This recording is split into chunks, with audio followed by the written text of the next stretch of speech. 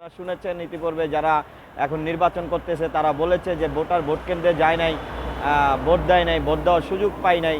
এই প্রেক্ষাপটে আমি বলবো যে দেখেন এখন যে নির্বাচন হয়েছে সেটা কি জনগণ কত পার্সেন্ট ভোট দিল কি আশার বিষয়, সেটাও কিন্তু ভাবার বিষয় আছে। আমরা একটা পর্যায়ে দেখেছি যে বাংলাদেশে যখন নির্বাচন চলমান রয়েছে 12 তারিখে, তখন আমরা দেখেছি যে বাংলাদেশের নির্বাচনে 12টার দিকে প্রায় 12টার সময় আমরা শুনেছি 15% ভোট পড়েছে। তারপরে তিনটার সময় বেলা 3টার দিকে শুনতে পাই যে 47% ভোট পড়েছে। যখন এটা দীর্ঘ সময় কেটে যায় তখন আমরা দেখেছি এটা প্রায় 60%-এর দিকে চলে গেছে। এই প্রেক্ষাপটে আমি বলতে চাই দেখেছেন আপনারা সংবাদ মাধ্যম বিভিন্ন সংবাদ কেন্দ্রে যে ভোট কিভাবে হয়েছে, ভোট কিভাবে দিয়েছেন, ভোট কিভাবে কত পার্সেন্ট জনগণ দিয়েছেন এটা আপনারা দেখেছেন। আপনারা বিগত ভোট কেন্দ্রগুলো ঘুরে ঘুরে দেখেছেন ভোট গ্রহণযোগ্য হয়েছে কিনা, কত পার্সেন্ট ভোট পড়েছে তা এদেশের জাতি জানে। দেখেন আমি বিগত সময় বলে যাচ্ছি যে এদেশে বড় একটি অংশধারী দল আছে যারা গণতান্ত্রিক সাথে অনেক জড়িত, বাংলাদেশের ইতিহাসের সাথে জড়িত। সেই দলটা ছিল বঙ্গবন্ধু শেখ মুজিবুর রহমানের বাংলাদেশ আওয়ামী লীগ। সেই দলটাকে ছাড়াই এখন নির্বাচন হচ্ছে। এই প্রেক্ষাপটে আমি বলি যে এখন নির্বাচনটা কতটুকু গ্রহণযোগ্য হয়েছে কিনা সেটা আপনারা বেশ ভালো জানেন। দেখেন আমি বাংলাদেশের জনগণ, আমারও একটা অধিকার আছে, আমিও একটি ভোট দেওয়ার অধিকার রাখি, আমার একটি ভোট আছে। আমার মতন অনেক জনগণ রয়েছে যাদের সমর্থ বাংলাদেশ আওয়ামী লীগের সমর্থ অনেক লোক রয়েছে, 7 কোটি ভোটার রয়েছে। তাদেরকে নিয়ে যদি নির্বাচনটা হতো তাহলে অনেক সুন্দর নির্বাচন হতো। আপনারা প্রশ্ন করেন। উনি তো ঈদ মনে করবেই, কেননা উনি এখন চলে যাওয়ার সময় হয়েছে। উনি যাওয়ার একটা কষ্টকর ব্যাপার ছিল। উনি ভেবেছিল যে বাংলাদেশ থেকে আমি কিভাবে বের হব।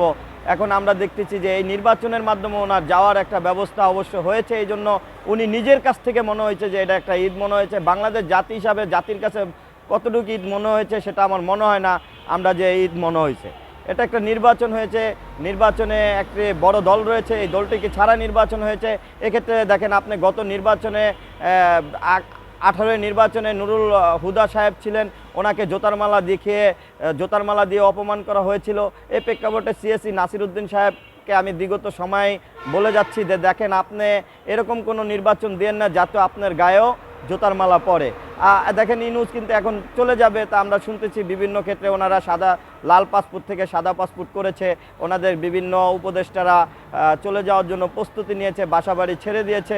এই ক্ষেত্রে আমি বলি যে উনি যা করেছে বাংলাদেশের একটি অমঙ্গল কাজ করে উনি এখন বর্তমানে কিভাবে যাবে এই চেষ্টা করতেছে আগামী দিনে।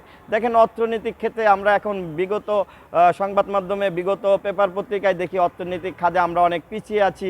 দেখেন ক্রিকেটের মঞ্চে থেকে আমরা পিছিয়ে গেছি এবং বিভিন্ন সুতা, গার্মেন্টস, গ্যাস, বিদ্যুৎ সর্বদিক থেকে আমরা পিছনে গেছি। এই প্রেক্ষাপটে দেখেন ইন্ডিয়া একটি বড় দল, দক্ষিণ এশিয়ার ভিতরে পুঁজিবাজারের ভিতরে সবচেয়ে সেরা।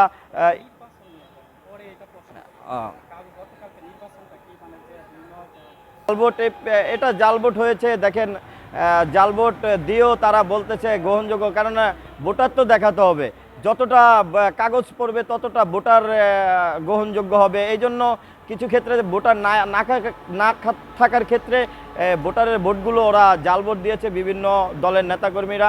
জামায়াতের নেতারা বিভিন্ন ক্ষেত্রে দেখা যাচ্ছে জামায়াতের নেতারা বিগত সময় টাকা দিয়ে আমার গ্রামের বাড়ি থেকে আমি শুনেছি, খবর এসেছে যে তারা নাকি নাম্বার নিচ্ছে, টাকা দিচ্ছে।